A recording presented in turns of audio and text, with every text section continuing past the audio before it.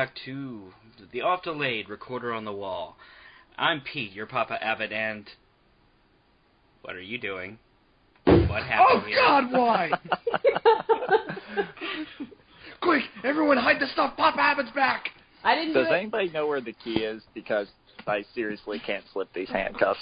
I think my dog might have ate it. Sorry. Slapjacks. Jeremy, I'm holding you responsible here. It was not me. It was the one-armed hare. You leave Basil out of this. Wait, no, not one arm. It's the Energizer, buddy. Everything is Fleet's Gut's fault. Yeah, okay, I'm okay with this. Hey, at least we're not on fire. Yes. Now we're You not. may not be. Oh. Anymore. Well. Getting rather toasty over there, huh, Drew? Mm-hmm. You could All right, say well, that. let's do introductions because we should. So, as I've mentioned, I'm Pete, and apparently I'm Papa Abbott, according to Jeremy. So that would be me. Yeah, good run of that. I'm Jeremy. I'm Katie. I'm Drew. all four of us to cover the last section of Martin the Warrior, a.k.a. the Fandom Breaker. Yep. What could Fandom breaker. Where did we leave off from in Book 2? Oh, yes, there's the angry squirrels. The I can clearly see their nuts. What? What? Dun, dun, dun. We're so immature. Yes, we are. I didn't so even we have hear angry... that full thing. Well, we have angry squirrels chasing Martin and his group. We Yep. have... I wouldn't say angry. I would just say crazy. Yeah, that's right. We have Martin and his group who, well, they're being chased by angry squirrels. I already mentioned that. Shut up. We have, back at Marshank, we have the actual... Clogg just took over, and he and his crew are doing what you guys did without proper leadership. The results were about the same. And Badrang just lost his fortress. I wonder how he's going to take it. I'm sure very calmly. Oh, I mean, that's the I'll be Roman fine. leader way, right? Yeah. And then I didn't do it. I never do anything. Katie. I did not do it. Katie's dog. I'm the innocent blind girl. I didn't do anything. Okay. All right. So, Sounds Anyway. like a TV trope. let's... So, Well, the Badrang slaves is trying to... have... I'm sorry. You go ahead, Katie. I was just going to say the slaves have escaped and they're having a party. I want to go to that party because the food sounds really good. Yeah. This is definitely our food porn for the book. Mm-hmm. Because, you think they'd be a little bit smarter with their limited supplies and the fact that they have a limited army and have young ones and non-fighters with them against an angry vermin horde. But, hey, what do I know? Oh, gosh darn it, dog. Not my dog this time. Nope. No, it's not. There's always a dog. But dogs aren't in this series. Oh, there's a mention by Methuselah in book 1, but then they never come back again. Nope. Much like how apparently Clooney was from Portugal. Well, yes. Where? What is this Portugal you speak of?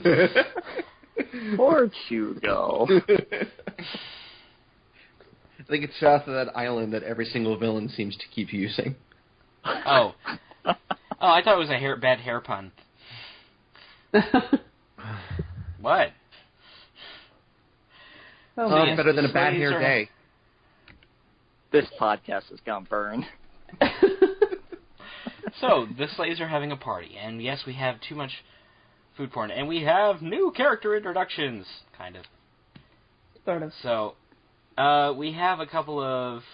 More on the hero side. I don't think there are any new character introductions on villains, which would be late in the game anyway. Yeah. But we have... oh gosh. Let's get this out of the way. We have Groot. I am Groot. Thank you.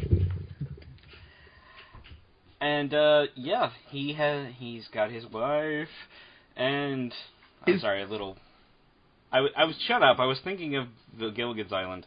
Oh no! I was gonna say, and his baby, because apparently there were many babies in the prisoner pit. Okay. In the prisoner pit. There's a lot of kids that were enslaved by Badrang. He's an equal opportunity enslaver. Well, he took Grandma, remember? So, yeah. Yeah. And like 6-year-old Martin. She didn't exactly make it to Marshank, I think. No, she didn't. Bye, Grandma. I'm sorry. I'm so cruel to that old woman. Just like life was. Oh. Wow. So, and we have a couple of other basic names, and if you thought the vermin names were bad, and they can be, some of these are just kind of, and not just Groot, because, well, Groot. I don't think Jake had that in mind when he named the character. But I really doubt it. Yeah, it was probably more like Root. Let's throw a G in front of it. So we have Ferndew, Berwyn, and Castern, and just at Marshank anyway. We have other ones we have the Owls, which we'll meet in a moment. But yeah, they just. Oh boy. Sorry.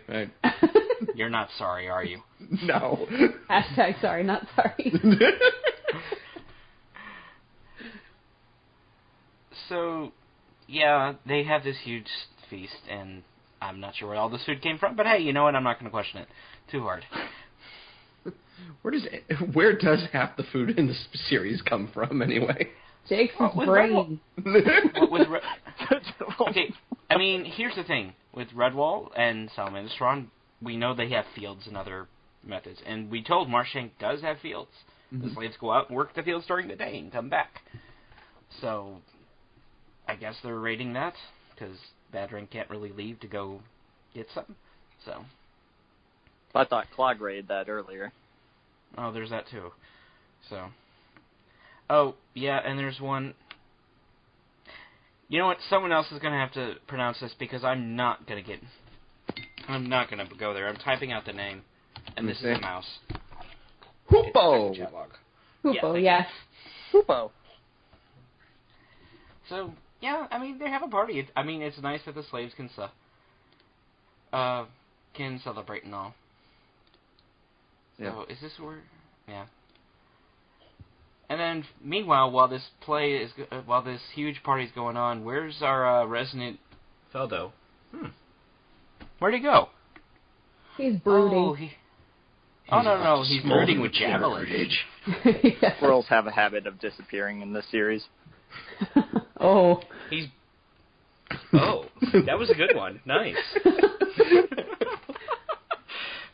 No, I say Feldo is brooding, all right, with javelins. Feldo is darkness. Feldo is the night. I am the night! I really like the theory one of you guys put out that he is related to Rengavar Foeseeker somehow. That's Jeremy, and I'm going to let him take it. That was me, yeah. When I read... I mean, granted, this is a little bit later, but my theory is, yes, Rengavar Foeseeker has to be his mom, and Barkjon and Feldo just made it off that island before Vilu Daskar got to it. I mean, maybe, or like his grandmother or something. They have to be related. Like, I wish there was one line in this book where at one point Barkjon just goes, he takes after his mother. That would... Mommy was very... she was about the same age as Luke, so she was about the same, like the right age to have been Feldo's mom. And Feldo and Martin are pretty similar ages. Yeah. So that would explain why a lot actually. So let's just go with a lot. Mm-hmm. Indeed. Go on, take it from me. Yeah. I like Brock Sampson as a character, if I haven't been clear on this podcast before. So, yeah. So he and Brom are, well, Feldo's doing all the slaughtering and mayhem and bloodshed by sending javelins into Marshank. Well, no, isn't it like they go after the party of trackers that Badrang sent out? Yeah, they realize they're being tracked, and so at first Brom just goes over to say hi to him, and then the two of them sneak off, and Feldo kind of releases some aggression. A little bit. And Brom realizes... Spirit. Aha. Yeah, we'll go with that. And Brom realizes that he can't actually kill someone, which I think is kind of a cool thing that Jakes does. Like, you can still be brave and not actually, be involved directly in the battle. Yeah. And it's a lot different than back in Redwall, the book, where all, like, the peaceful mice and everything, they learn to fight back and they kill the rats and everything. But with Brom, he just stays pretty innocent through all this, where, as we said, he is brave. He helps sneak out the prisoners, and he stands up to Badrang's army, but he's just not willing to kill. And I actually like the fact that Feldo sees and accepts that, and even says, like, I kind of envy you. I wish I was still like you. Yes, which I guess we can be grateful that he is capable of such deep thought, and he's not a total rage-killing machine. Yeah.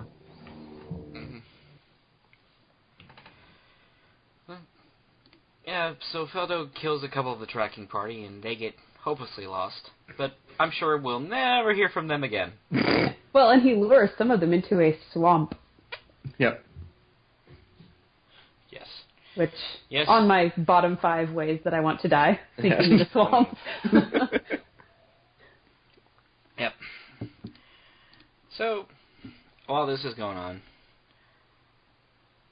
Feldo and Brom come back and we totally weren't gone, guys. No, of course not. It's like, Feldo, what's that on your hands? Well, it's totally not the blood of the innocent. Or, well, I guess not the innocent. It's totally not the blood of the guilty. Look, I read in some beet juice. It spilled. We're not going to question this, okay? Oh, we skipped ahead to Outcast of Redwall. The same thing. Yeah. So, meanwhile, with Martin and the Crazy Squirrels, the Frat Squirrels. Martin and the Crazy Squirrels sounds like a band name. Gamma, Gobby Tribe. We are Martin and the Crazy Squirrels. We are here to rock. Oh, now why can't we get a rock off in this series? Yeah. That would be such a much more peaceful way of settling all the fights in the series. Like, all right, we're going to have a poem off. An insult battle. Sometimes they have insult battles. This is true. That was one of the highlights of Lord Brocktree. Yep. So, Martin is staring at the crazy squirrels chasing them, and the other 3 run into the cave they find nearby, into some owls. Although, sorry. I would like to point out that before this, Rose, directly defies Martin, and I think it's the first time that maybe she did that, because Martin was like, you guys go on ahead, I'll fight them off, and she actually sits down and she's like, nope, I'm not going anywhere unless you go somewhere. That was good. And I want to point out before this, Martin actually sends one of them to their death. Oh no, not their chieftain where he just beat to a bloody pulp. One of them grabs his ankle while they're climbing, and Martin kicks off, and bye! And all the other squirrels just seem to laugh. Someone fell! Yay! Insane. Yeah. I've been muted for the past 10 minutes, by the way. I was wondering what was going on there, man. You're the good? Skype buttons don't make sense to me. Oh, so you thought we were just ignoring you. Is that it? What? Sorry. Sorry. I had nothing worthwhile to commentate. All right. So we just got to the Grobby tribe getting to the top, and yes. We do get the amazingly awesome moment of Martin sending the others into the cave and just standing there and going, come at me. Yeah. I'm Martin the Warrior. Title drop. I am the name of this book. It's like, hey, What a you know whose strange thing name to is the say. name of this book? Mine. You can't beat me. I'm the protagonist. The audience already knows that, Liv. This book is not called Okay. The Crazy Frat Squirrels. This is called Martin the Warrior. Okay, now, Jeremy, now I'm imagining Rose looking at Martin, looking at the camera, and saying, "Who are you talking to?"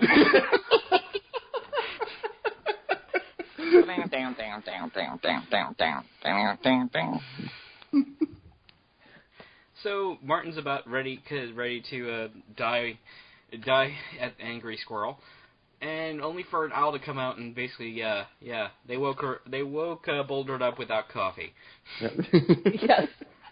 I like it too, where she obviously has no idea what's going on, but she still fakes it really well. So Oh, yeah. she's like, "Well, didn't you do this?" And they're like, "Well, we were just joking. We're like, where's your leader?" "Well, he beat him." "I knew that. I was testing you." Birds really are like the harbingers of justice in the series, though. Like, every time there's some crazy menace going on, suddenly birds. Yes. Even well, if its birds are the menace. Yes, So. I was going to say Ironbeak. Yep. More birds. And here's a weird part. When Boulder is coming out and basically giving the Gobby tribe God tribe. I keep saying Gobby. God tribe a stern talking to. Come on, you can do better than that. Rose actually says to Martin, "Wait, she gonna kill him? I can't watch." I'm like, Rose, they were about to kill you. Well, think about this. She's probably getting flashbacks of the warden flat out eating his enemies. Yes. Oh no, not more lizards. No. But as we learn, Boldred is more good neutral than the warden, where, she'd rather be left in peace with her family, but she'll take a hard stance, but she's a lot more forgiving than the warden is. Yes, and the woman who plays it in the audiobook is pretty awesome because she has like a booming voice for like when she's addressing the squirrels, and then when she talks to, just in the cave, she kind of sounds like a domestic sort of family woman. And it's like so cool to like switch from one to the other. And she chases the God tribe off with near bloodshed, but that's okay. And then she welcomes Martin and the others into her cave with her husband and chick. Oh, it's so cute. Yes. Emilet is adorable. I like the name Emilet. I think that's a cool name. Emilet. Yes. Sounds like it's not like we're omelet. going to get badly named owls in a few books or anything. Yes. It sounds like omelet. Is that what you said? I did say it sounded like omelet. They dropped the egg one too many times. Oh, wow. We I'm not name going to this touch one, that honey. Omelet.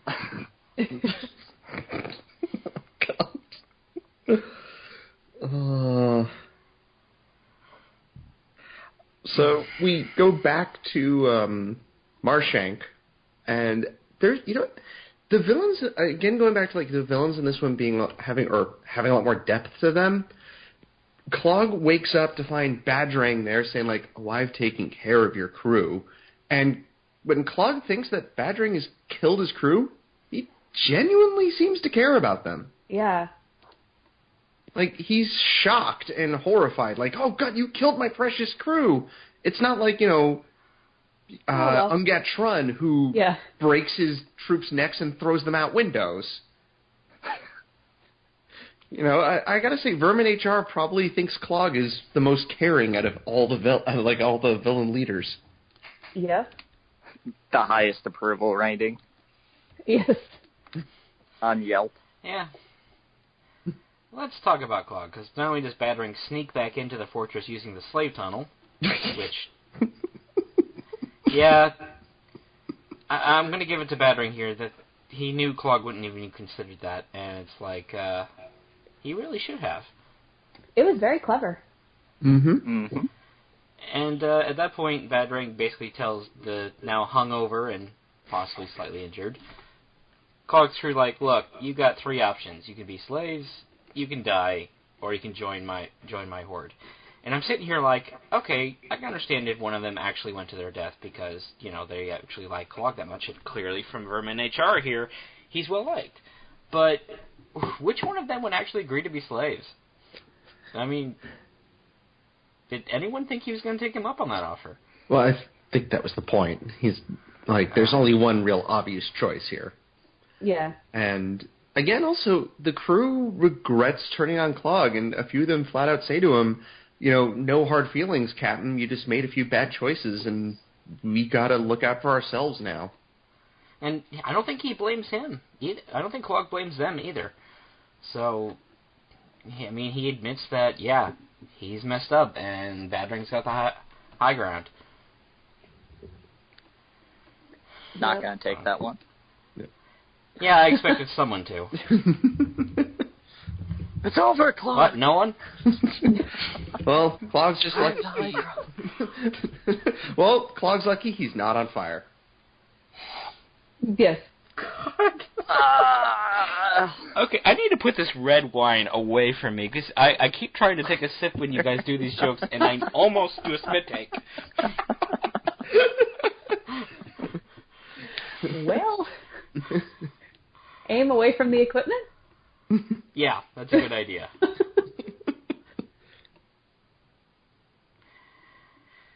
So, yes. Clogg basically, Badrang doesn't kill him. It doesn't put him in jail. He just says, okay, you're going to have to be my slave now. Have fun with that. Go fill the prison pit with dirt, because I am really tired of people coming in and out of there. And given how deep we're told, that's going to take a while. Yeah, Where does he get all the dirt for that? You gotta wonder, though, like, did they forget that this was supposedly, like, a fever pit? Because now they all went through it, and everybody has fever now.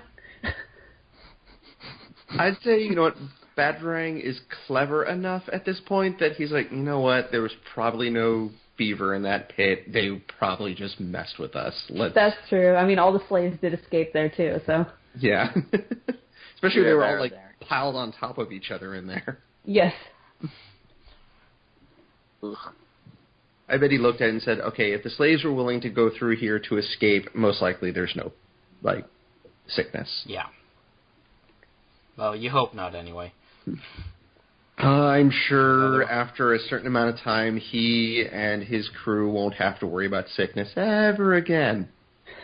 I'm sure. Oh, right. So, yeah. Eventually, though, Badrang basically, he's like, okay, we're going to get back to this. And, so we get back to just basically hit-and-run attacks by the Firm Freedom Fighters, and Badrang kind of responding to them. Mm-hmm. All while Clogg slowly goes more and more insane. I don't think losing here snaps his brain, but by the end of this book, he's different. Well, we'll get to it. Remember, he hits his head at one point. Yeah. Ah, yes. There is a catalyst. But I do like when all the kind of hit-and-run attacks are happening. One time it's just Feldo, and he's like, I could tell Badrang that there's just one beast, but nah, I'll just let him stay up all night. Yeah.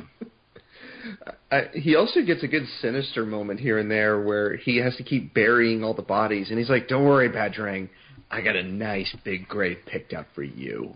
Yep. Ooh, and spooky. Badrang comes close to a couple times to killing him. But then he thinks it's more fun to make him work. And, it doesn't bite him in the butt, but, yeah.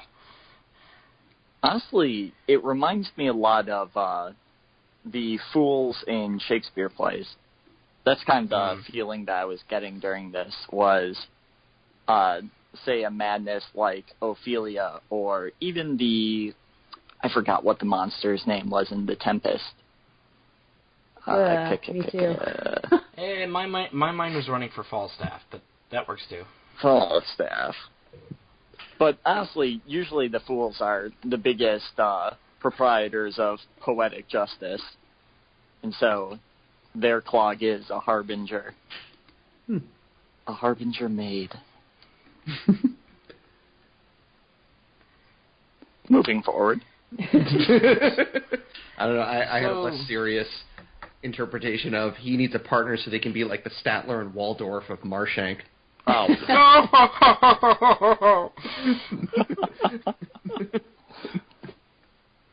Man, Badrang's having a hard time. You think he'd be dead tired by the end of it? Oh my God. Okay, the best Muppets ever. Yep. Yep. Truly. Yes.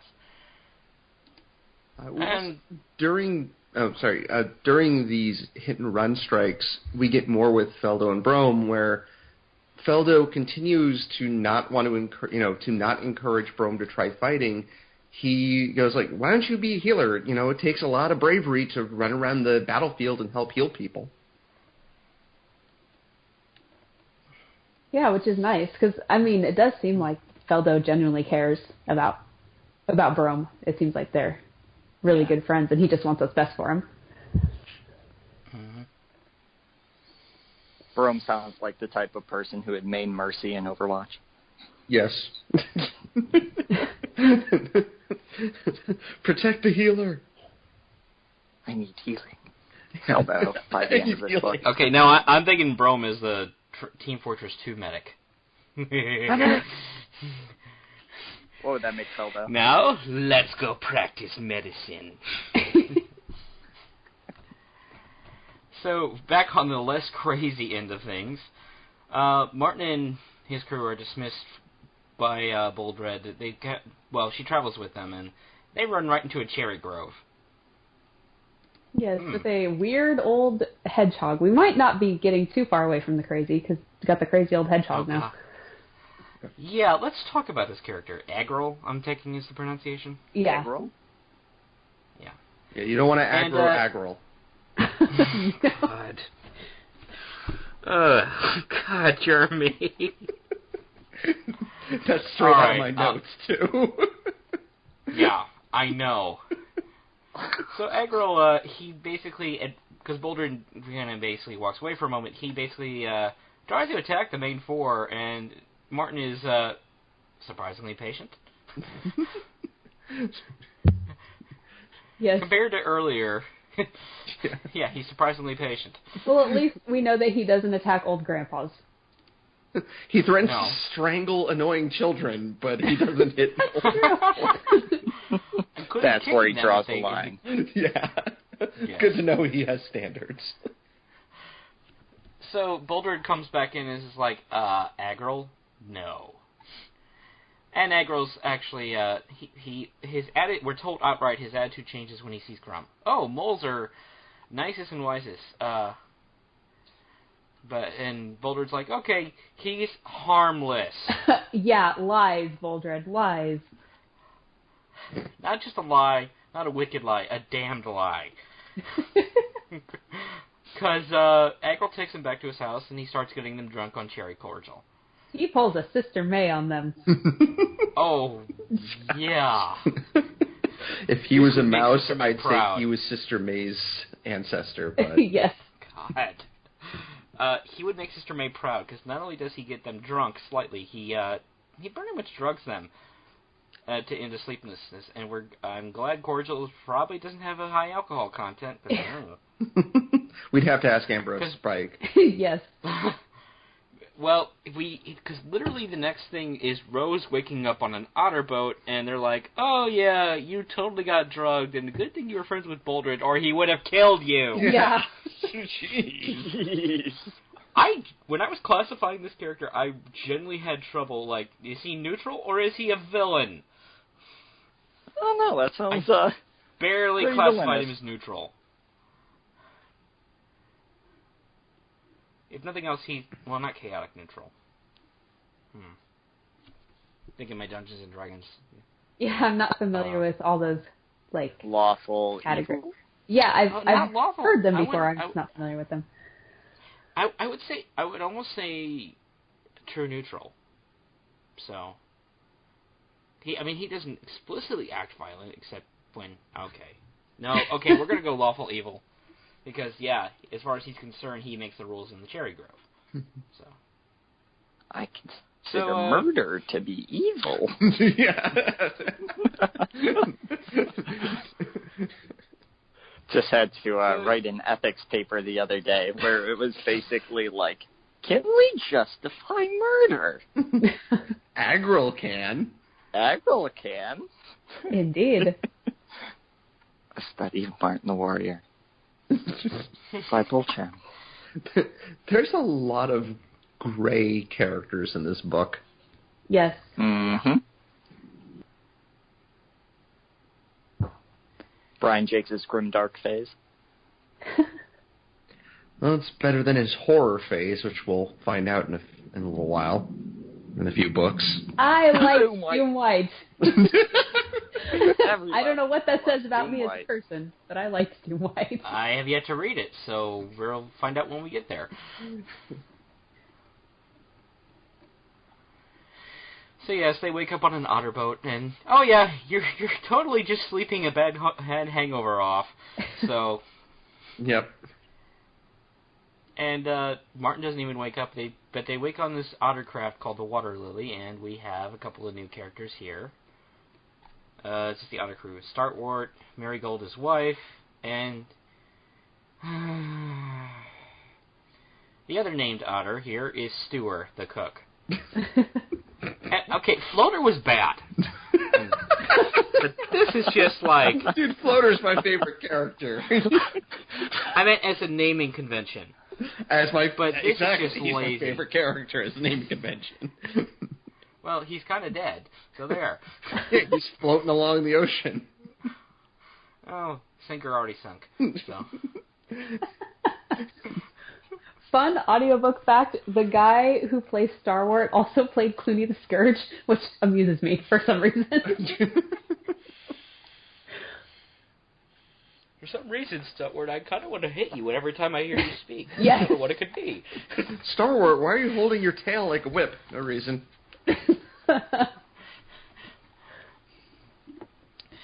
So, yeah, they sleep into the morning, that's probably one hell of a hangover, like we said. Yeah. And does Boldred admit to her fault? No. Not at all. Does Agril ever get a comeuppance for this? No. Fan fiction. I'm going to write a fan fiction. Martin. Oh, next thing you see is Martin kick down the door. Agril, we need to talk. CSI Mossflower. Yeah. No, this isn't Mossflower. So, yeah. So this otters cook their own food, the hot root soup. I can hear Jeremy. Yeah. Yeah. I can hear you, Jeremy. That doesn't make me hungry anymore. And amazingly, that Grumm just drinks like 3 bowls down. Yes. He is impervious to the spiciness. Grumm, why is there steam coming out of your ears? It's wow. The mole himself on this podcast. Yes. Oi, look my zoop. I don't know. I haven't tried doing the mole voice before. So. This reminds me of I have a friend who she is probably about 90 pounds. This tiny person, and she loves spicy stuff. And she got the most spicy food they could make at the Thai restaurant. And she ate a bite, and she's like, this isn't really that spicy. It's just, and I took a bite. I was like, holy crap, I'm going to die. One of my friends is like that, where he's like, oh no, it's not that spicy, and I just always tell him, yeah, that's because you burned all your taste buds away. Yeah.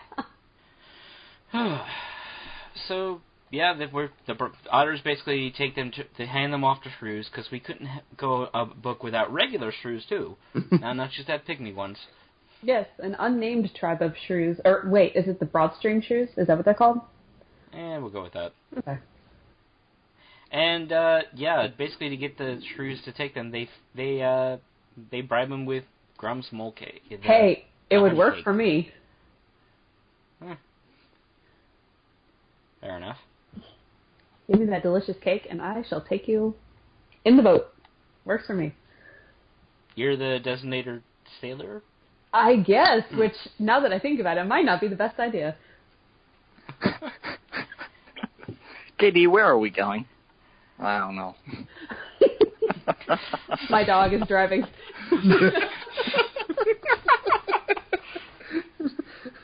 Dog is my co-pilot. Yes. It's holding the rudder. Waterfall! And don't basically at the end of the chapter, Rose is like, "Hey, I know those trees. We're en route to Noonvale. Yay! Yay. Finally! Only took promised it's land. in the third book. It only Yes. took like 80% of the book to get there. Yeah. And meanwhile, back at Marshank, because Yes. we get more hit and run attacks, and unfortunately, yeah. Remember those trackers from earlier? Oh. Oh, look, guys, there's home. We're safe. The enemy is charging. Look at Fire!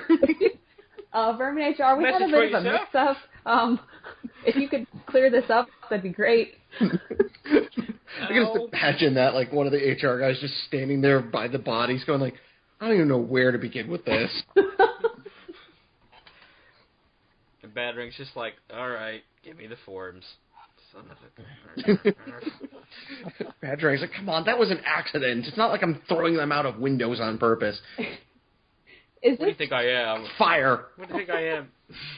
is this also close to the time where Juniper is killed? Yes. Juniper died? Shut up. Yes. Yes, Juniper dies. And I remember this because I was like 10 years old reading this book for the first time, and the way it's played in the audiobook is super pitiful because, he gives that little cry before he dies.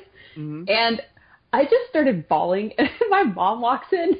She's like, what on earth is the matter? I'm like, the mouse died! And, her not knowing what I'm reading thinks I'm reading, a book with humans and also mice, and a mouse died or something. And so she's very confused. I'm crying over the mouse. Oh, But yeah, you're going to be crying over it? Yeah. I thought it was very sad. Yeah. Especially because he was supposed to be, like, really young, too. Yeah. And this is where Brome kind of gets disillusioned about Feldo a little bit. Yeah, where at Juniper's funeral, instead of, like, paying tribute to him, like, Feldo essentially swears, like, I will make sure they all die for your death. And Brome's like, you're starting to creep me out a little bit, dude. Yeah. What? I just insist on the blood of the vermin. What's wrong? Well, I did notice something, since we had recently read Book 2 of Legend of Luke. Feldo is a lot like Luke was. Yeah. Only difference is he doesn't have kids, so he can't be a bad father, too, but he's more consumed with vengeance and anger towards his enemy than really caring for those around him, and like the little bit of caring he shows towards Brome kind of disappears by this point. Right. Which, the same thing with Luke, where he did show affection towards his son until he got a ship, and he's like, all right, son, I'm on my way out, bye! Peace, kid. Yeah. And Martin, though, is different. Like, he feels like, he learned... Obviously, he couldn't learn from his father's mistakes because, his father... Well, I guess he kind of did because his father wasn't there, and he's like, maybe I should be there for people. And what Martin does, like, he hates Badrang. He does want revenge on Badrang, but what he really wants is his father's sword, and after spending time in Noonvale, he just wants to live in peace. Like, he's willing to continue looking forward to, like, an actual future, whereas Feldo is just laser-focused rage. I want to kill them all. I'm a hardened, I've become this hardened killer, and it's all Badrang's fault, so I got to make him pay for it. Yeah, it's like he stopped caring about everyone's life, including his own. So, that's fun. Yeah. Yep. Bye, Juniper. Man. Poor kid. Yeah. So. Well, back in Noonvale, because, we gotta have happy things. This is like... It's another party. Yay! It's like Moot Whiplash. Yeah. Oh God, my neck! And I really like Rose's parents. Yeah, let's talk about them. We're introduced to Ernvo and, what's her name? Arya. Thank you. Like Game of Thrones. A mouse is no one. Yes. We also have Teaselpaw, who is pulling the Celadine route and crushing hard on Palom. Palom's got a girlfriend. Whose name he can't even pronounce. Teaselpaw, ma'am. Marm. And then we've got Bungo the Mullet, and he's adorable. Yeah. Yes. After we start this book with frickin' squidgies, I'm very happy with this. Yes, too. So, it's a party in Noonville because Rose is home, and they're like, hey, where's your brother, Rose? Rose? Yeah, she's like, you look guilty. Yeah. She's like, oh, right, I knew I left to go get something. Off with the murder. It really does they... remind me of the time where they actually decided to split up in the ocean. Mm. They're just like, you take Grumm. I'm sure Brum's never gonna... I'm sure he's fine. I'm sure he's not involved in a war. And even Ernvo's like, well, them's the break. We'll have to find him later. But, he's a born wanderer. He'll be fine. He'll be back. Dad, he was enslaved in a prison pit. Yeah, fast cut to, Brom dodging arrows while trying to patch up people who have been maimed, and it just cuts back. He's fine. Medic! Staring into a fire. Just to be fair, I don't think Rose had time to tell the whole story. So her dad, having said that, might not have known everything. Yeah. Granted, also Rose and Martin and them don't know that Brom and Feldo are currently waging war against Badrang. They might be assuming that, maybe they're trying to make their way here still. Yeah. Which, considering the path that these three took, I'd still say that would be cause for concern. Very. And, we get... it's just one big party here where we get more food porn. Thanks, Jakes. Yep. Never read these books hungry. I actually read this section after having a very big dinner, and I was so happy that I did. Do we want to talk about the awkward moment where Ernvo tells Martin that he needs to put away his sword or hand him his sword? Please, yes, we do. And Martin's Ernvo is a whole thing of awkward. Yeah, he's like, well, not just with Martin. See, what happened was I can't do that, sir. So yeah. Martin's like, I did swear vengeance on the last guy that took my sword from me. Yeah. And then Arya, who is smart, is like, hey, how about nobody will touch your sword, but you hang it up while you're here, because this is a place of peace. And he's like, oh, okay, I can do that. Okay. I will get it back, right? Sure! And, then we get one of my favorite parts, and Rose's parents being protective. And I need to talk about this at LinkedIn, please. Everybody else, please contribute to this, because, look, I get this is written for kids, but these conversations with Rose's parents, Martin and her, are exceedingly uncomfortable reading as an adult. First we get, Rose is like, okay, I'll just show Martin to his room. And what could be wrong with showing Martin to his room and possibly them two up the night have talk? Oh. Yeah. And her mom's like, no, actually, I'll do that, sweetie. You go to bed. Good night. Yeah, no, okay, that's fine. They don't want, they want to keep their kids up late, and we'll just assume they're just because they're talking and nothing else. But Rose's father talked to his daughter. Oh, God. Let's go over this. Quote, Rose, listen to me carefully, daughter. I want to tell you for your own good. This Martin is a warrior, and death walks alongside these creatures. Yeah, I think she's seen it so far. Quote, you must never let yourself grow too close to him. Father, you're not a warrior, you're a warrior. Martin is my best friend in the whole world, and he'll never hurt me or let me be hurt. I'll change him. You'll see. One of those days he'll be the most peaceful creature in Noonvale. Yep. Yeah, this was around the part of the book where my notes started to get a little bit more spaced out, because I was having trouble putting thoughts to text. Oh, no. I've got plenty to say here. Again, I get this is written for kids, and maybe Jake comes from an old-school point of view when it comes to dating. And this is just my personal opinion here, and please, guys, add, contribute, subtract, whatever you want to say it. Dad can sense the crazy on Martin, even if it's a good crazy, and her response that she can change him. Look, this leans a little harder when I know of adult relationships. Again, this is written for kids, not adults. And every time I see I can change him or her in fiction, my mind is thinking, ooh, this is going to end bad. Yeah. I will be a person who has dated and been in relationships. I will be the first to admit you do change stuff about yourself. But that core person, core man, core woman, does not change without a considerable trauma or effort. So I have no doubt that Martin wants to hang up his sword and not have to use it again and be peaceful.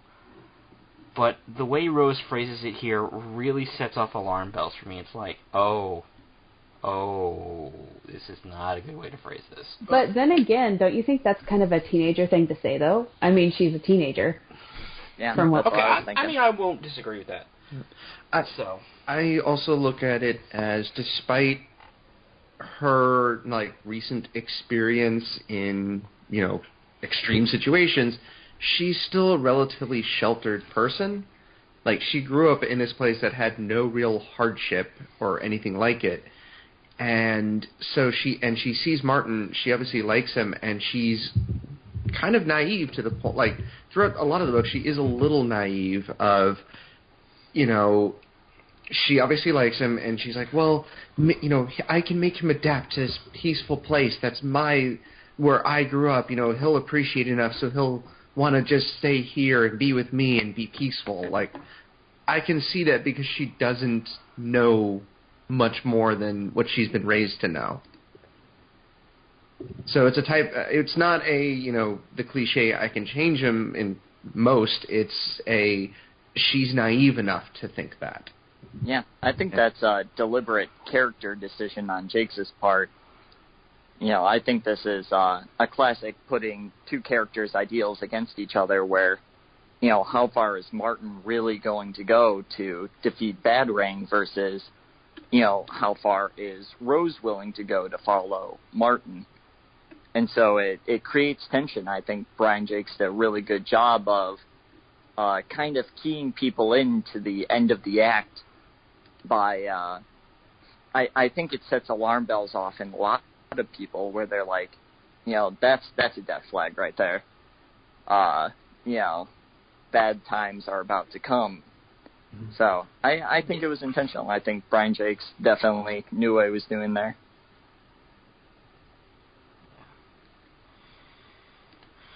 I don't know. Katie, do you have anything to say on this one, on her parents? I understand where they're coming from. It's hard to read this knowing what we know. Yeah. Because she totally dismisses, not dismisses in a mean way, but it's like, oh, Dad, and yeah, it's hard. It's hard to read. Yeah. Just actually one last bit also in terms of Rose being sheltered. She might also think now, as a typical teenager, well, I've been out and I've seen the world and I understand how things work now. Dad, you haven't been outside. You totally don't get it. Yeah. That could also be part of it. Which, in some points, she may have seen more than he did. She's seen, a lot of death and not as much war as Brome had seen, but, Like, she's definitely seen things that he probably hasn't. So there is a little bit of justification to that, but at the same time, you know, she's still young and she still is naive, like you were saying. Yeah. So, I think ultimately this is more foreshadowing, but maybe me as an adult, I'm reading this like, ooh. Yep. And then so later when Arya talks to Martin, like the same thing, he makes that rash promise to her. You know, I promise that I'll take much greater care of her life than my own. Romeo and Juliet. You'd expect that. Hmm? Huh. I said Romeo and Juliet. Huh. Yeah, sort of. Maybe a little. I see a lot of Shakespeare's influence in Brian Jakes. And let's get to a minor elephant in the room. Look, we'll come up to the big event, the big climax later, but here's the thing. The Book of Mossflower was out by now. And, yeah, spoilers for Mossflower here, folks. When the book begins, Martin is traveling alone in Mossflower. So anyone who had read that book before this one, had to know something would have happened to see Martin walk away from all of this. We don't know what it is yet, but smart readers would have maybe kept that in the back of their mind. I don't know. Yeah, smart readers or, you know, adult readers, because, you know, me at 10 reading this, I can't remember which one I read first, but, like, I didn't see this coming. This was the very first one I read, so no, I had no idea. This was the first one I read too, and I'll get into more of it later. But I actually when I first read this was like the first like large novel that I actually ever read, and so a lot of it didn't stick with me. And so when I reread it, I had actually forgotten everything that had happened. So it was kind of, even though I had already read Mossflower when I reread this, I didn't really think about the events of that book when I was reading this one. Yeah. Anyway, back to the war. So. Oh, goody, the war. Back to the happier topic. Yes, Badrang is kind of he's slowly being getting picked off by the Fern Freedom Fighters to the point that his own longhouse, his main quarters, has been burned a little. Just a little bit. So, Feldo took the novel idea of setting the javelins on fire. Yeah. So, and what was that noise in the background? Nothing. My dog's going crazy downstairs. They do that. Vicky is on dog duty. Okay.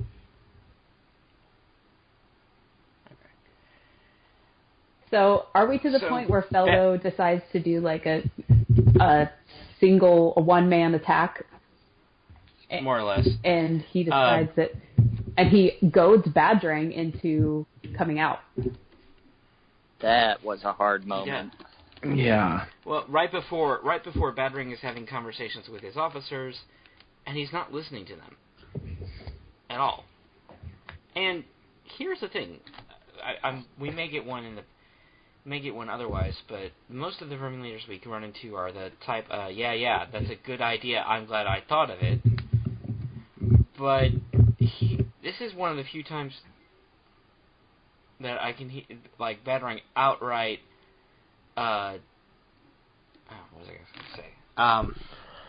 He's outright berating them for the failures here, and I'm trying to think if any of them actually listen to their underlings in this series. Well, I think it makes sense for Badrang because at this point he's noticeably and understandably frustrated because he's essentially being held under siege by, as he puts it, former slaves and a random troop, like a joke troop. So and the fact that there's less of them than there is more of Badrang, and yeah. So it does make sense that he would start to get frustrated and take it out on his troops, who in all honesty, I think the last time they actually pointed out something to him was, hey, we see this small group over there and we think they're charging towards us. And yeah. So maybe he is holding that against them too. Possibly. And then Feldo basically says, hey, come out and meet. Come out and meet me. We'll just have a sit down and have some tea. Yes, and what he doesn't know is that Brome and Kayla and Tolgru have followed him, right? Those are the three? Yes. Yeah, okay. Badrang hasn't taken him up on it yet, but... Meanwhile, back at the Fern Freedom Camp, they're having another party. Yeah, trying to boost up the spirits because everyone's sad about Juniper. Yep, to the point that the little mouse, the mouse kid, Fluffle, he walks right over and pulls Roanoke's tail. I'm sorry, is he trying to make angry the biggest single creature in the entire camp? While she's isn't she like holding like 6 people or something? Oh yes. Yeah. Yeah, she is.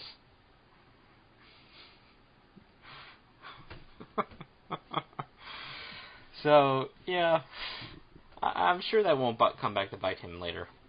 So. Fluffle dies? We don't. No. Although, no, he does not. So, yeah, they have a party and then a parade, because why not? Yeah. Well, and then it's interrupted by, hey, Feldo's trying to fight the entire army by himself. Maybe we should do something about that. Just maybe. Yeah. Meanwhile, Martin's... Well, he's not sleeping off the hangover in Noonvale. He's actually up early. So... And there's the conversation with the mom. Yep. Hi, future mother-in-law. Oh, spoilers. And we get Martin kind of adjusting to a peaceful life. And to my earlier point about the differences between him and Feldo is he's not constantly thinking about Badrang and getting revenge. He's actually accepting this peaceful life and awkwardly kind of fitting in. Mm-hmm. It's going to come up later. I have a lot of notes on it, but when you're talking about the difference between Martin and Feldo's definitely only fighting for revenge, where Martin's fighting for liberation, and it's going to become a key difference in how they treat the enemy. Mm-hmm. Mm-hmm. But Martin still's like, yeah, my dad's sword. I probably should get that back. He's going to need it. Papa. Right? Because then Boldred drops down with some urgent news. Well, should we mention that they finally got a huge sycamore tree to come down, and it was like a fun party, and yes, he was kind of fitting in more, when and him and Rose's dad actually, were working together on that, so there was a little bonding moment there. Yeah, it's kind of like that tease of like, oh, Martin is actually kind of fitting in here, and now he's getting along with Rose's dad. Like, oh, maybe this will work out. And then comes Boldred. To ruin everything. Thanks, Boldred. Thanks, Boldred. Still haven't forgiven you for the whole Agril thing. No, they have not. So, and then back at Marshank, Feldo actually succeeds in goading Badrang into a fight. Except Badrang, being smart, is like, look, cover me. When I shout Marshank, turn him into a pincushion. And the two fight, and surprisingly, Feldo gets the better of him. Yep. Yeah, yes, this he was... does, and he starts beating up on Badrang. Yeah, this was very intense to read. Like, doesn't he say, like, how does it feel to be beaten like a slave or something like that? Yeah, but he does start whipping his back with the javelin. Yeah. And that's where the difference between Martin and Feldo lies. Because where Martin's trying to end it, Martin would essentially kill Badrang. That would be the end of it. Feldo's going to keep this going. He wants Badrang to suffer. He wants Badrang to feel like he did. And not just him, but every other slave. Darn it, Gohan! Oh, sorry, wrong franchise. Yes, but Jeremy probably gets that. Yeah. In doing that, in taking his time, in trying to make Badrang suffer, he ends up letting him go. And letting him go prolongs the entire rest of the book. And Yeah. so, Well, I mean, let's be a little hypothetical here. Let's say Feldo actually did do what was smart and just kill Badrang right straight up. What would have happened with the Marshank Horde? Would Clogg forcibly taken charge again? I don't know if they would have let him. Yeah. I don't know. That is a good question. I just can't see the character of Feldo doing that. Like, unless he did it accidentally and didn't mean to. Because, like Drew was saying... Oh, like, you beat his brains out! yeah. Wait, what? Oh, man. Oh, he's dead? But the revenge! Well, darn it. Yeah, that is no, I think what am I gonna do now? Feldo intended to kill him. I just think he intended to do it brutally. Yeah, I think he wanted to make Badrang suffer first, whereas, like, he doesn't. He obviously doesn't just go for the kill, which he could have won, and he essentially did win. It's just Badrang's entire horde was still there. Actually, did he go here with any sort of a plan? Because if he would have been thinking it through, he would have realized that the entire horde was going to come out and overtake him. Well, I think he had the similar idea from that Constance had in Redwall, which was kill the head and the body will die, whereas the major difference between that was, Constance wanted to shoot a giant tree trunk from, 1,000 feet away, whereas Feldo's like, I'll just assault the place. Yeah. But also, I think we've set up by now that Feldo is more focused on revenge than anything else, so he's letting it cloud his judgment, because I'm pretty sure he's smarter than this. Yeah, but I Normally, I would agree. He does get, before the horde overtakes him, he does do some damage. Yeah, I think yeah. there's 20 of them by himself. Wow. Yeah. Yeah, a la Stonepaw. We're not even told how he actually dies. He just dies. Wait, and so... Feldo dies? Sorry, I had to get one in. Yeah, no, I had that coming. Take your shot. Alright. So yeah, Feldo dies, and we get this heartbreaking scene of his dad just holding him. Yeah, and it says that he's dry-eyed. I think he knew this was coming, which makes it sadder in a way. Yeah. And I think they said, he was laughing when he died. Yeah.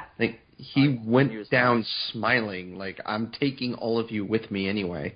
Hey, guess what, guys? This is a children's book. Yeah. This definitely seemed, out of the ones we've read so far, this is easily the darkest of the books. Mm. So far. I mean, Lord Proctor had some dark moments. Does anything actually get darker before Doomlight? Let's see. Well, You know what? That's something we could keep I an mean, eye out for. there's Rackety Tam. That one's disturbing a little bit because we have flesh eaters as the main villains. Hello, Clarice. Oh God.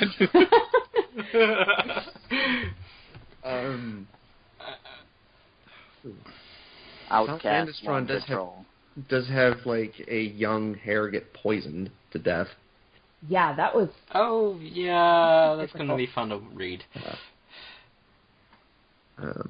We can, maybe that's something we can pay attention to as we're going. What do we think is the darkest book out of all of these? Or darkest, or maybe, the one that feels, maybe this isn't for kids? Yeah. Doomlight? Yeah. I mean, hell, even the original Clooney had some pretty there were stories. We never knew if they were true or not, but yeah. Yeah, didn't they say like Clooney started a plague or something like that? Or spread a plague? It was Tuesday. He collapsed a mine on a bunch of badgers. I remember that. Yeah, that's pretty messed up. But anyway, back to the book we're actually talking about. Yeah. Yeah. I forgot where we were, though. Feldo dies. Feldo dies. Told Ranguvar. Yes. Yeah, further credence to your theory there, Jeremy. Yep. And, yeah. So Feldo dies, and they're like, oh crap. So. Yeah. And Badrang's kind of been wounded pretty badly to the point that, he's having his own medics patch him up. And so Clogg is kind of adding insult to injury by laughing at him. He's being very gracious. Yep. He's like, I thought it was the whole army. Apparently it was just one squirrel. He really showed you, didn't he? I'm going to go back to digging graves now. You best. We get his full name now, too. Yes. Captain Trauman Josiah Cuttlefish Clogg. Yes, I told you there was cuttlefish in there somewhere. Yes, you were right. And that's still better than most of the other vermin names we've ever had. Oh, I think it's really good. Clogg is a treat. I don't know. How do you know that Floater didn't have like some huge name after that? Floater, Jeremiah, Octopus, Smith. It's funny because I'm just you Sinker. said Jeremiah. I was about to say Jebediah. Oh, I was just thinking of Bible names. And I'm Sinker, and only Sinker. Our parents weren't very. They were kind of reaching at the bottom for that one. Hilarious. Sinker. Son of Make me turn on Sinker. my webcam. Oh Lord. No. Jeremy knows if I have my webcam on, when he's starting these things, I usually don't because he says it's distracting. I like to pretend to strangle the camera. Or I have literally seen Pete facepalm before. I still love. I think it was our last episode where I said like a really terrible joke, and I said like, "Pete, don't strangle the camera," and all I heard was, "No, I'm facepalming." Yeah, pretty much. I turned it on. Why the hell not? Yep. All right. Well, I put you in the corner. I put you down in the corner so I can't see you. Yeah, boy. Hey, I don't notice any difference. Yep. Sorry, it was right there. I had to. Yep. No, I approve. That was wonderful. So, moving along the line, Badrang, yeah, he's starting to feel better, and so it basically said he goes out and tells the Freedom Fighters, hey, you want to talk this out? We'll totally take you back as slaves. No one else has to die. Well, Badrang actually doesn't do it, but he has this little shrill rat like yell to them, and then they keep pelting this rat in the head with rocks. Poor Nipwort. Bonk. Bonk. Yeah, he's like, I'll give you a chance to surrender. Whack. Mind if I just lie down here for a minute? Yeah. All right. Are you sure you don't want to surrender? Whack. Eyes the floor upside down. And then at that point, Vermin HR is like, nope, he gets a day off. Yeah. He's got a concussion now. He needs to take some time off. And at this point, I think the Fur and Freedom Fighters are pretty much thinking they're going to die, do a last stand. Yeah, but they all rushed out there to try to save Feldo, and unfortunately, by the time they got there, he was sort of dead. And then they're like, well, I guess we're stuck here now. Yep.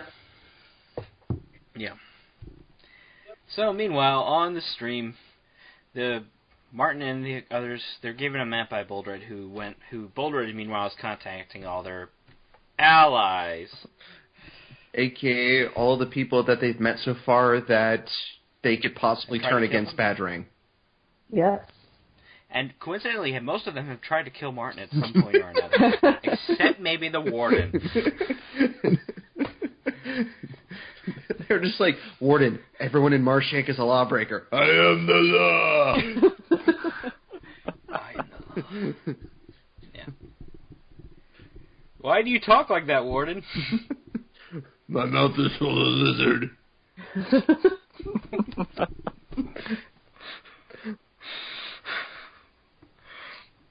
All right. So they're back on the otter boat, and Witch Shrew's following them. And they go over rapids, and we're getting kind of serious towards the end here. I like this part. Me too. They go over these rapids, and it's a genuine stressful scene because it's like, oh gosh, they might crash, and Martin's a little unnerved about it. And then when they finally get past it, Rose says, "Oh, thank you for not drowning us." No, you must not be crashing experts. And they're like, "Nope, never done that before." And I just love, Jake paints the scene so well with just 3 words: bump, Grumm fainted. Like, after they hit the water, the shrew boats fly off the edge of the waterfall, smash into each other, and then fall into the water, and they shout, "We know what we're doing!" We're okay! I'm okay. I'm less okay. It's just a little water. It's still good. It's still good. Don't leave me with the terrible doctor.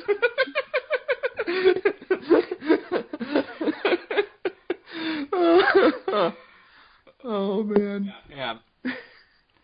But they're almost to Marshank, and the Free and Ferdinand fighters are kind of down to their, like you said, left stand. They have got enough javelins for each person to wield one. And where are the kids during this? I think are they back at the camp? Yeah, they said that. Yeah. Like the female fleet's got, Gume, and some of the parents and First Lane, the mom of the baby, and some other. I can't remember the other one. Yeah, there was like a couple left at the camp, and I think they even mentioned. Maybe it was Groot that mentioned, like, wish I could have lived to see my Fluffle grow up. Yeah, it was. Ooh, I am Groot. Yes. Not sorry.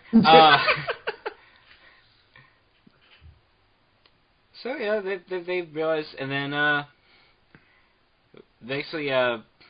Badrang's just kind of sitting there on the top of the wall, kind of enjoying watching them get ready for this final thing. So. And then, hey, does somebody hear thunder?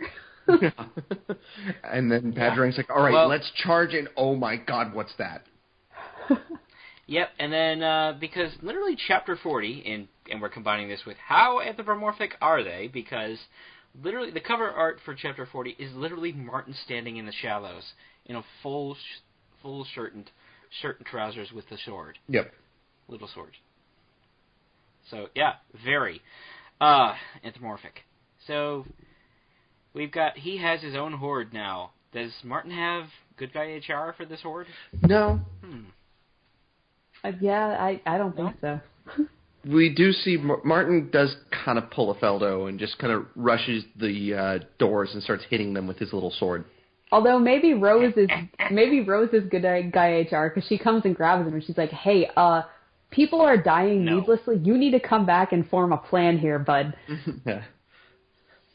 But among Martin's horde, we have the warden from earlier. We have Boldred. We have the Pygmy Shrews. What? And we have Gotttribe House. Yes. Yes, we do. Gotttribe House! And we have the regular Stream Shrews. And we have the Otter Clan. And we've got what's left of the Fur and Freedom Fighters. Yep. And some hedgehogs, right? Oh yeah, there was. Yeah, but I think random group have hedgehogs. Yeah, but some of them I think came from Noonvale with them too. Yeah, and then we had a small contingent come from Noonvale. So. Yep. We then basically Martin asked for volunteers. I volunteer as tribute. Yep. Actually, I liked that part where they talked, like they actually gave like the full rundown of like this is what's going to happen, like what we're going up against, and like it's not that many, but that it's a peaceful place, but they actually do volunteer, and Martin sincerely says, I thank you from the bottom of my heart. Yeah. And Badrang's taking it well. Yeah. But before we get to Badrang, we get Grumm, who runs into the sea rat he helped earlier. Yep. Yep.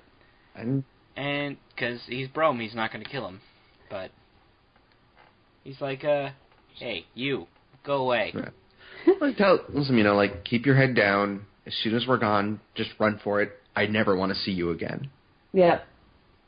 And have fun. Yeah, but that part always makes me smile.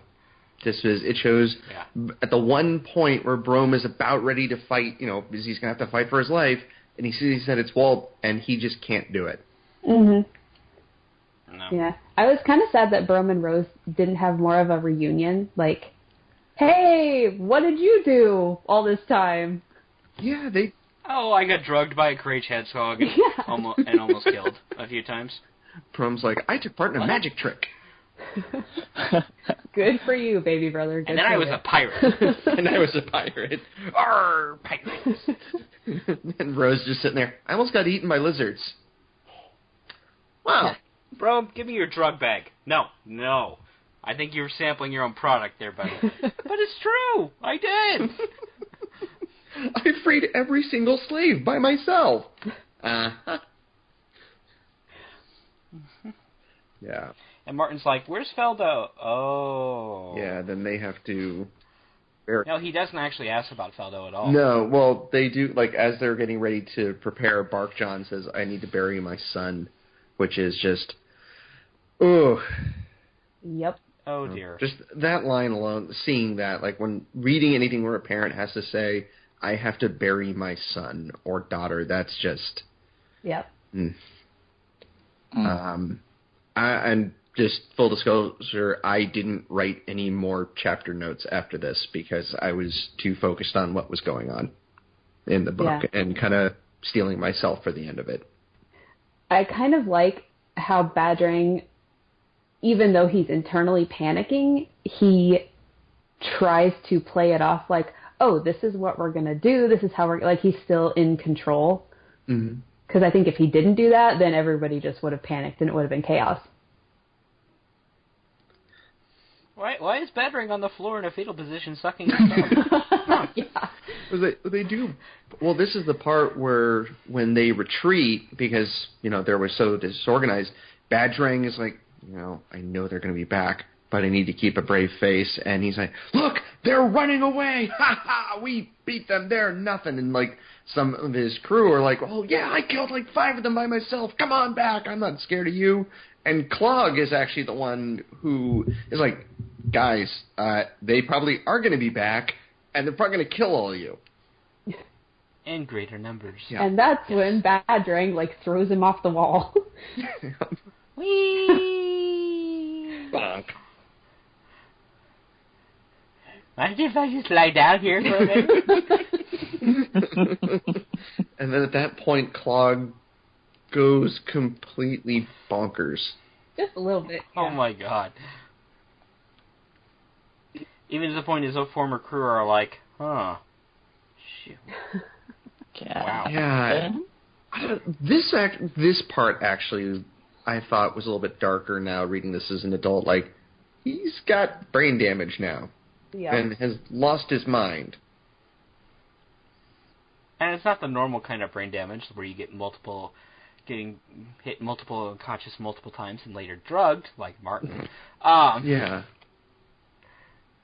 No, there's obviously something wrong with Clogg after this point. Yeah. Yep. So his behavior gets a little erratic at best. Oh, Clogg. Oh, Clogg. Yes. So, yeah, Martin is... Oh, yeah. No, he does notice Feldo is dead. Yeah, my bad. Yeah, I think he said something like, I have the book open. We all started this journey together. It's fitting that we are there for the burial or something like that. I don't remember the exact quote. Yeah, Clogg at this point, he's like, ooh, follow me and help dig graves. Dead beasts can't harm you. Clearly, he's never read any zombie fiction. Nope. I don't think there's a zombie moment in this franchise, not even in Doom White. Yeah, I don't think so either. We then, again, this is something I just can write notes down knowing what was coming, but the scene with Martin and Rose before the final battle. Yep. Yeah. This was kind of awkward.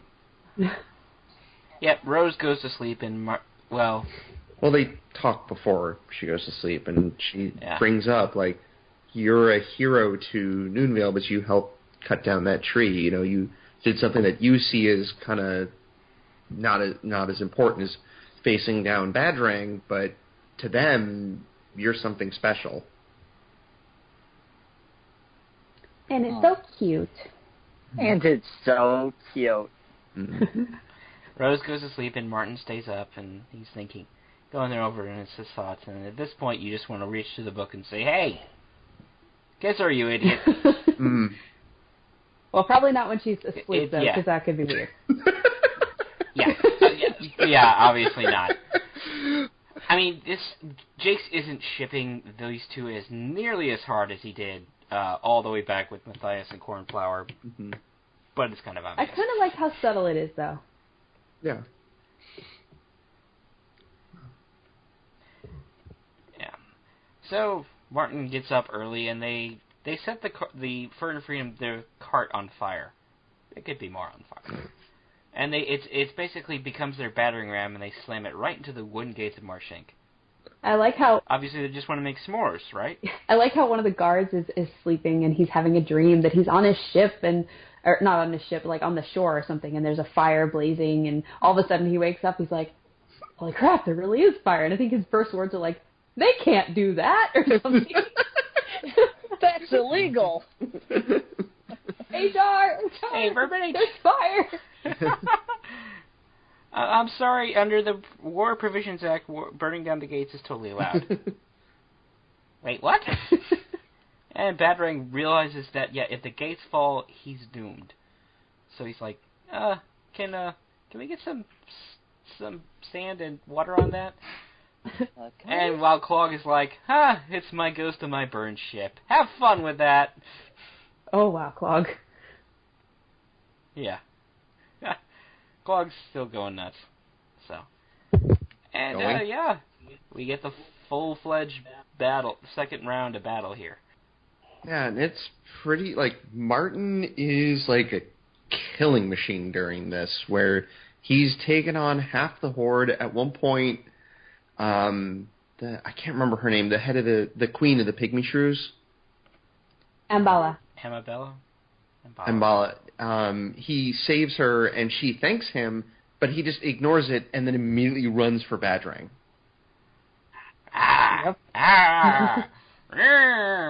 No, okay, that's Frank. Too much Frankenstein. So, suffice to say, Martin is full of blood wrath at the moment. Just a little bit, yeah. And is this the point that Badrang is trying to escape and Grumm gets in his way? Yeah. Well, let's get to that in a moment. I was going to say, we're Badrang looks to the up part. and, there's the crazy... Yeah, Badrang looks up and there's the crazy warrior mouse that he tried to kill so long ago. Oh. Well, this isn't good. Oh, gosh. Yeah. Parlay? Yeah, Parlay. and it flashes back to the beginning of the book where he's like, Martin's saying that, like, I will have revenge on you. I will take my father's sword back. And he's like, oh, I didn't think he was serious. Man, can't he take a joke? You killed my grandmother! And then Badrang's like, let's be fair. The walk to Marshank is what killed your grandmother. Yeah. Badrang is running because, he's got a lot of angry people, including one crazy mouse at him. Yep. So. Then this next part is from Badrang's perspective, which is a little weird. Because it said, the way it describes it, like, a mole wielding a ladle attacks him, and it's like, well, I know that's Grumm, but... Yeah. Well, Badrang, the moles in the group attempt to essentially tunnel under the walls of Marshank to let more troops in. Yeah. And Badrang runs right for that entrance, where he finds a mole with a ladle. Yeah. Huh. And That's unusual. I think it's kind of, I don't want to say good. I mean, it's well written because it's just that much more disorienting when we're not using names because it's from Badrang's perspective. So he's like, yeah, this mole with a ladle, and we know who it is, but like, there's something off about it because we're not using the name. If that made any sense. Yeah, well, it's fully from Badrang's perspective, and he doesn't know who Grumm is. It does name drop Grumm after Grumm gets knocked out. Okay. Okay. Well, I guess, like... maybe at that point... Sorry. Go ahead.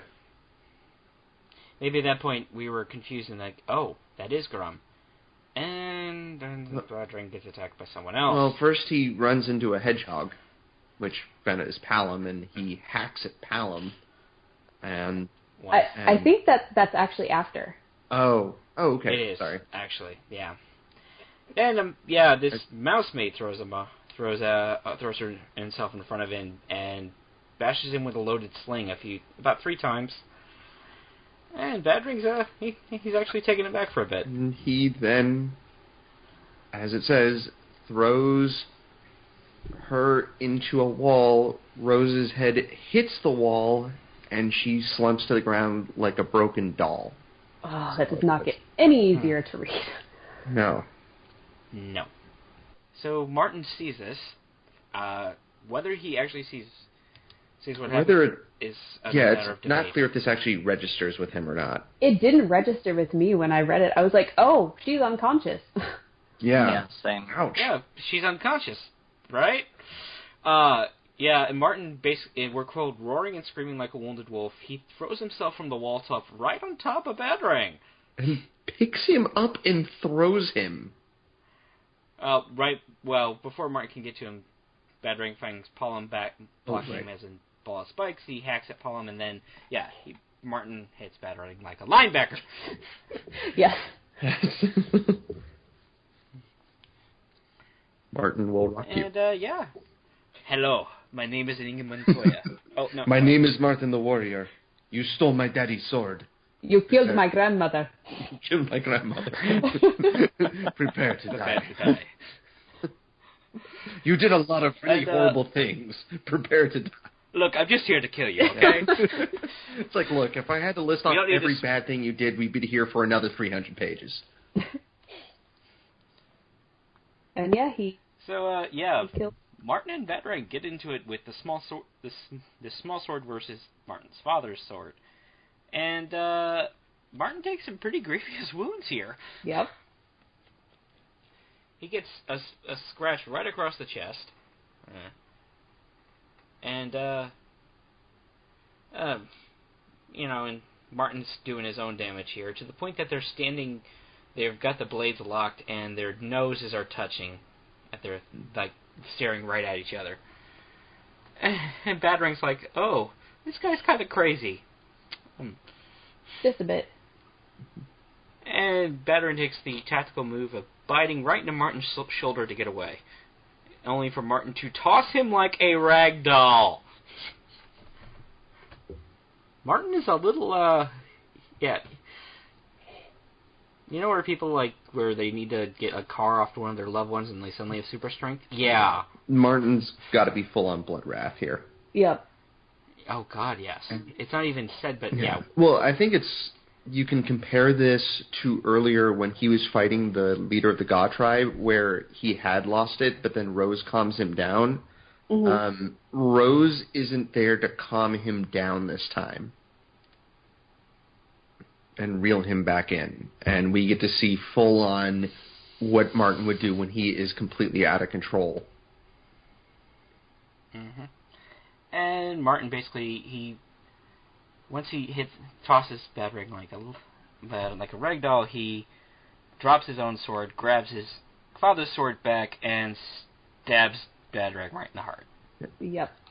Right before Badrang's like, please don't kill. Yeah. No kill. No hurt. You can have it. And then... You could have everything. After that, Martin slowly crawls over to Rose, who isn't moving. And... I would just... Sorry, I have this quote. Go ahead. Because the way it's written just every time... But this quote here, lying on his side with sand crusting the blood of his war wounds, Martin saw dawn's light beam across the face of Rose where she lay close to him by the wall. The merciful darkness closed in on him as he murmured to her, "Rose, we could have chopped the sycamore down with this." And I don't know why, but that just the way that's written is just like punch right to the heart. Yeah, I was actually going to say that quote, like that line. Yeah, it's... And... Drew, do you have anything to add? Rose dies? Yeah. Yeah. Yeah. She does.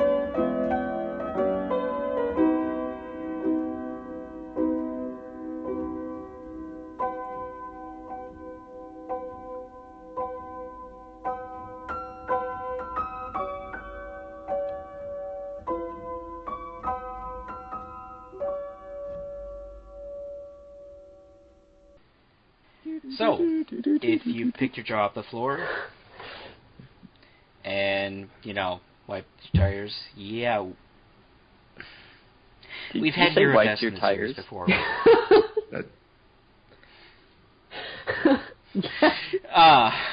We've had hero deaths in the series before. We've had main character deaths in the series before. I mean, Methuselah going out was pretty shocking. Yeah. Okay, Jeremy, you take over. Oh, God, now I got to talk. Yeah, we've... Oh, God damn it. You got that. Yeah, we've had big deaths before, like Methuselah. I think probably the biggest one for me so far has been, like, Warbeak and Madameo. And Log-a-Log, yeah. And Log-a-Log and Madameo. And I wouldn't say so much Stonepaw's initial death, but like the scene later on where he asks where Brocktree asks like the eldest hair, like, tell me how my dad died.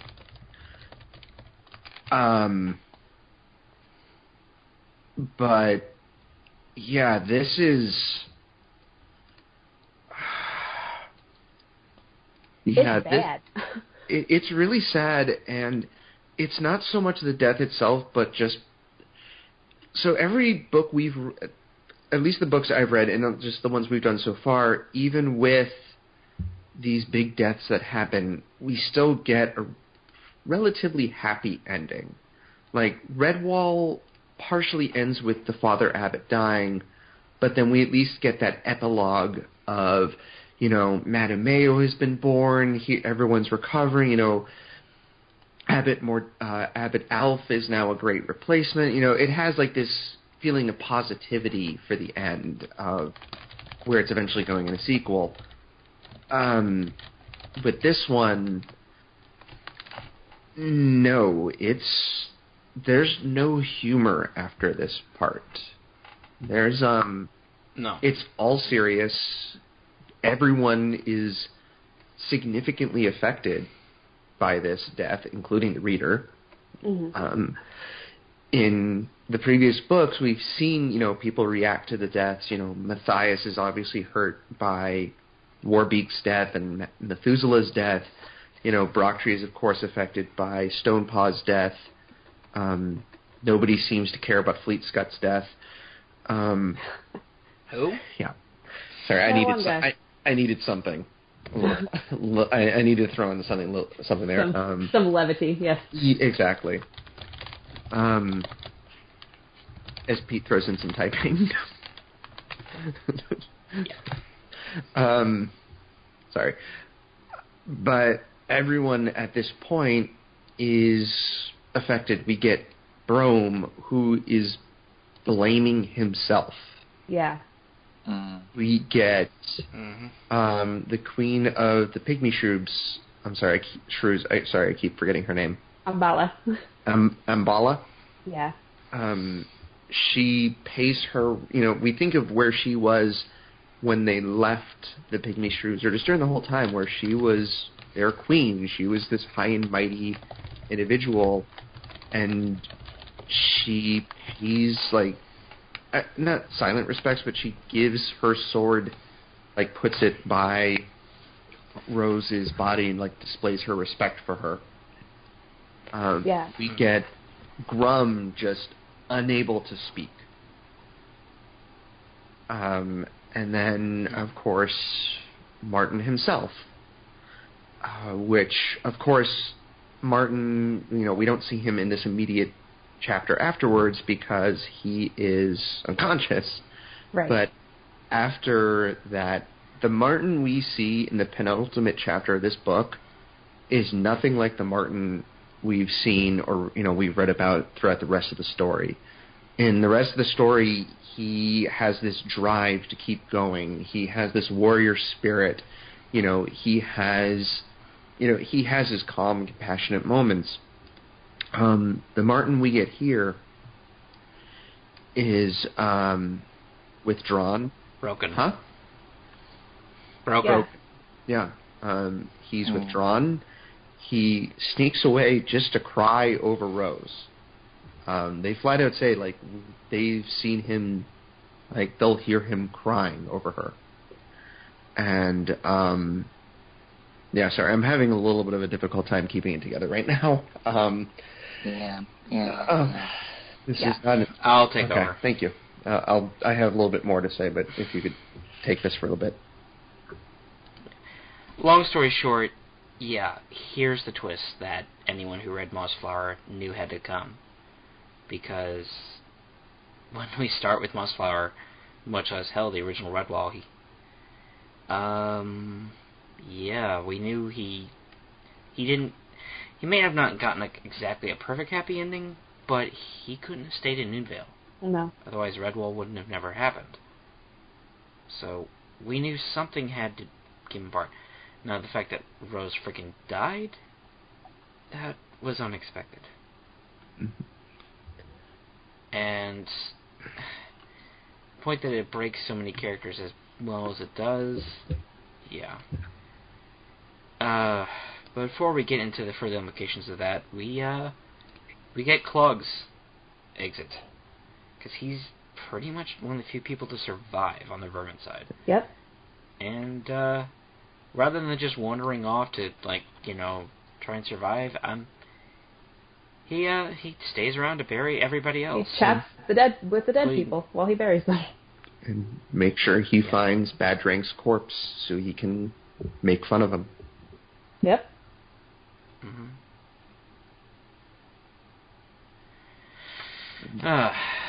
And who knows what happens to him. I mean, it's clear that he's not entirely right in the head anymore, and does he just start death at Marshank? Yeah, I mean, who knows? I don't know. Kind of... We don't. We just... Throughout this whole thing, who will win, Badrang or Clogg? And it's kind of telling that Clogg won, but it doesn't feel like a victory, really. No. It doesn't feel... He doesn't have his ship. Yeah. Clogg just happened to survive. He doesn't have his ship, he doesn't have his crew, and when we pick this up, it's basically at the end of summer, at least several weeks later, and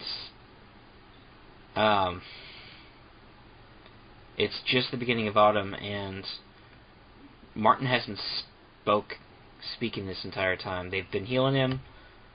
That's just about it. And Martin's first words, even though he's got Grumm, he's got Roanoke to Badger, and they're back at Polkeen's. Yeah. And the first thing he says to them after all this time is, "I'm leaving, guys. Yeah. I can't stay here." And it's kind of hard to blame him. And there's they even say he never mentions Rose, and there's a line from Polkeen, I think, I'm not trying to pronounce her name. She says, he never will. He says, that little mousy maid be locked in Martha's heart, and there she bound to stay. Yeah. Yeah. Which explains why. Sorry. No, go on. I was just going to say, which explains why in Mossflower it never comes up. Yeah. Well, and the common fan theory is he's outright lying to protect Noonvale. Yeah. Because he doesn't want anyone else to find out about this. And, there's an element of guilt here. I mean, this is his fault. To be fair, it's first and foremost Badrang's fault, because, he killed her. But, Martin dragged her into this. Not that she didn't go without her full consent. Mm-hmm. This was his fight, his war, and, everything else. And he made that, as we said, Rose had the naive sense of, I can change him. Martin had the naive sense of, I can keep her safe. And when we get into Mossflower, obviously, that besides the fact that the book was written first, but yeah, he doesn't want to reveal Noonvale or do any more damage to this family he's already hurt by essentially taking their daughter off the war. Yeah. So. And we'll get to Marl Fox eventually, but Marl Fox is the only other book that I know of that actually mentions Noonvale. Yeah, that's true. Yeah. So, and Martin he basically just heads off on his own. And that ends the book. So, we can presume everybody else went back to Noonvale, because that's exactly what the epilogue tells us. Yeah, there is an epilogue. Did you forget we were listening to a story in Redwall this entire time? And we found out everyone in Redwall was crying too. Yes. Yeah. For a place that's usually pretty happy, there's an unusually somber tone when we pick this back up for obvious reasons. So it's like I said. And there's your favorite continuity challenge Abbott there. Yes. Sexist. There's another nitpick I have with the epilogue. Please. So authors, blind people feeling faces is not a thing. It's not a thing that we do. Stop it, please. It's creepy. I remember I was working at a call center. I was about 18 or 19, and my boss pulled me aside, and he's like, "If you ever want to feel the features of my face, please feel free." I'm like, why? What? What? Yeah. So yeah, not a thing. Stop doing it, authors, please. I beg of you. But yeah, otherwise, besides the continuity errors that I nitpicked before, I think this epilogue is as happy and as, what would you say, neat an ending as we're going to get. Mm-hmm. Yeah. And then we don't get a photograph, but someone in Noonvale took the time to paint the younger Martin and Rose. Yeah. They're like, hey, this is totally our guy. He's just younger in this picture. Yeah, it was actually Emmett, I believe, or one of her parents. It was brought to them by Emmett. Yeah. I think so. Yeah. Mm-hmm. But yeah, we find out that Abrisha is descended from Brome. And what's his name? The hedgehog. Voltip. from Bull tip. Yeah. He's descended from Palom. Oh, I thought you were saying that Abrisha was descended from Roman Voltip. No. No. Wait, what? That was not what I meant to say, although now that I deconstruct the sentence I said, I could see how you was going. Oh, and we do get another continuity that the roses mentioned in the original Redwall book, the late rose. This is where they get it from, because it's a gift from Noonvale. Yay! Yeah. Boy, this book just destroys me. It really does. Yeah. Yeah. Well, maybe it's just because I've read it as much as I have. It's hard to... There's parts of it that are hard to read, namely, deaths.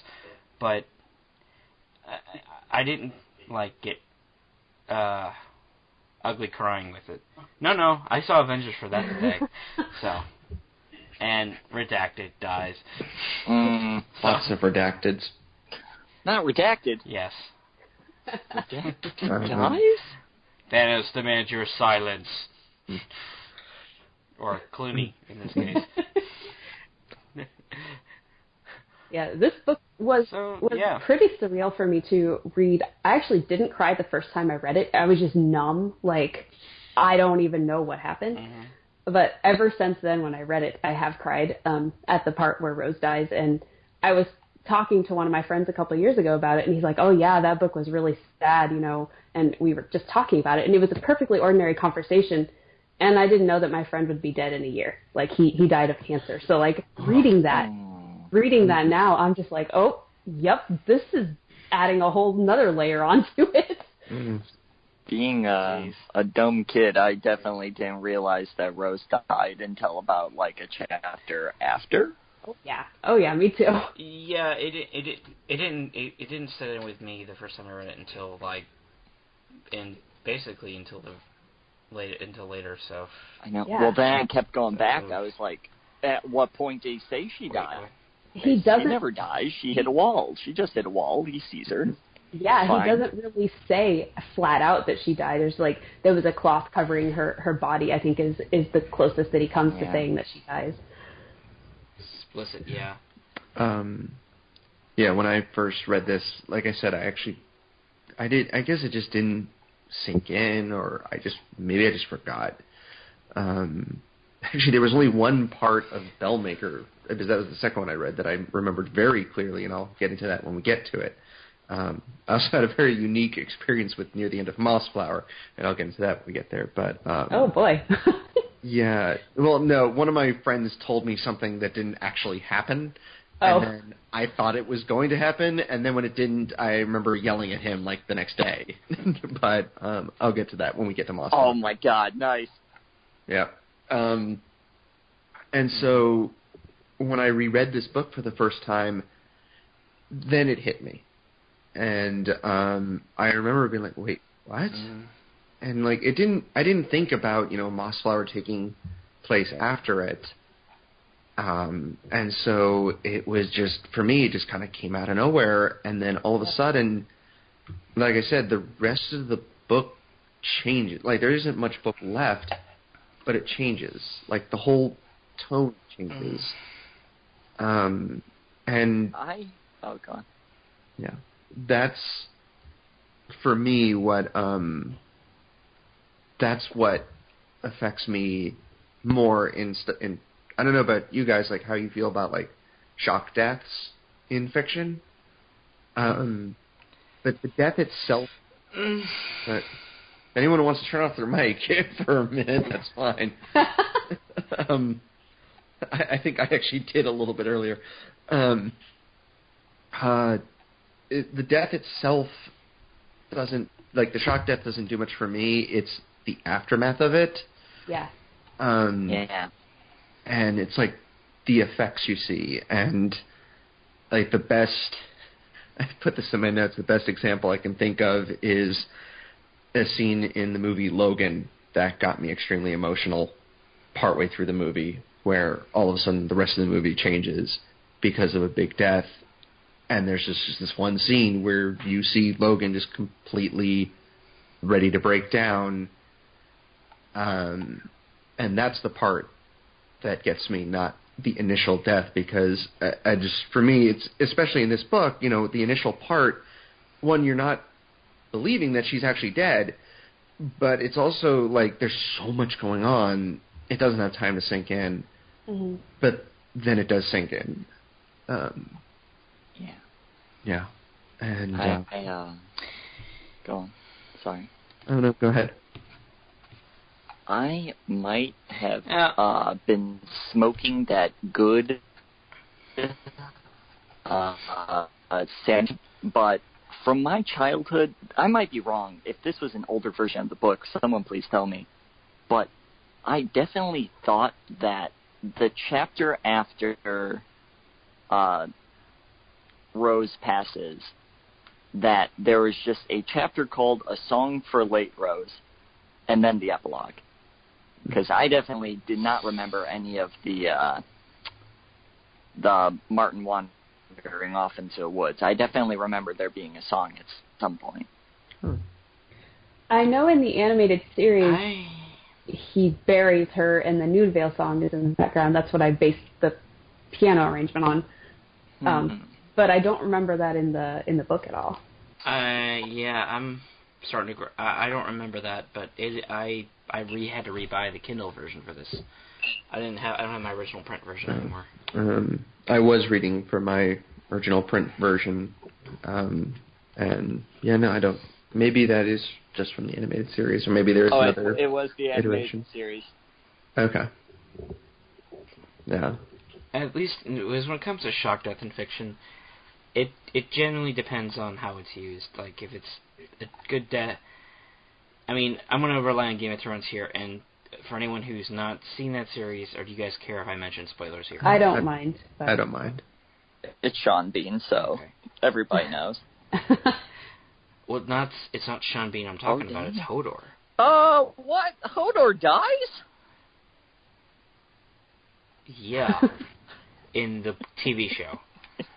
So I actually didn't know that, but it's I'm not planning on watching it just because it's not my thing. It's going to happen in the books, and he goes out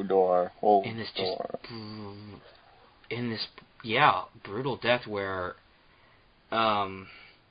we've got snow zombies trying to get at Bran, Mira, and their allies, and Hodor goes out literally holding the door. Hold the door. And basically sacrifices his life and gets presumably gets turned into another snow zombie. Oh, good then. But yeah, it is one of the saddest scenes I've ever seen in a TV show. So yeah, I read the first book, so I have some concept of who he is, and that makes me sad because he reminded me of Hagrid from Harry Potter. Yeah, well, if you've never seen the series, Hodor he's kind of, I don't want to use the term. Basically, he's a simpleton, and I don't want to, I don't know a better term here. Yeah. Mentally challenged? I think you're fine. But here's the thing. He, in the series, he doesn't start off that way. He had this huge flashback to when he was a boy, and he was just another kid. And through this time travel mess-up, essentially, young Hodor experiences his own future death, and that's what causes him to lose his mind and start only being able to say, hold the door, Hodor. Wait, time travel happens? For the rest of his life. Bran. I gotta when he can touch his books. It's not explicit time travel, it's more he can see into the past. I can see the future. And have some... and have some stuff element with them. So wow, I didn't realize that. That's crazy. Very. So, is it a shocking death? Yeah. It's arguably more damaging than the Red Wedding, which is what the series is known for. Right. Where, major factions of the hero side go out. Is there any shock deaths in this series so far? I mean, Methuselah, sort of. Yeah. Yeah. It didn't hit me as hard. But even narrowly, that serves a purpose. So.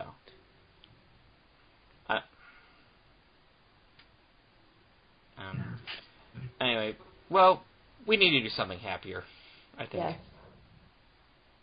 Or does anyone have any other final notes on this? book before I'm not going to go full detail about it, but I think I mentioned on the podcast I like to listen to music when I read. I was just curious if anyone else, to try and magnify the effects of this moment in the book, were you listening to anything? No, this time... Oh, go ahead. Oh, go on. Uh-oh, nice off. No, I was just going to say, this time, after I finished the book, I just sat down at the piano and played the Noonvale song. That's pretty much what I did. So I listened to the kazoo version of My Heart Will Go On. Oh, nice. I had a glass of wine. It was music exactly. in my throat. Yeah. I usually... Not exactly. Oh, sorry, go ahead. Well, it's not exactly a piece of music, but I just had to... kind of wanted to... cherish the moment, so to speak. Yeah. I usually have, like, specific songs that I'll actually listen to throughout these books. The song I actually usually listen to during this section is, Pete, you'll appreciate this, the track Luke and Leia from Return of the Jedi.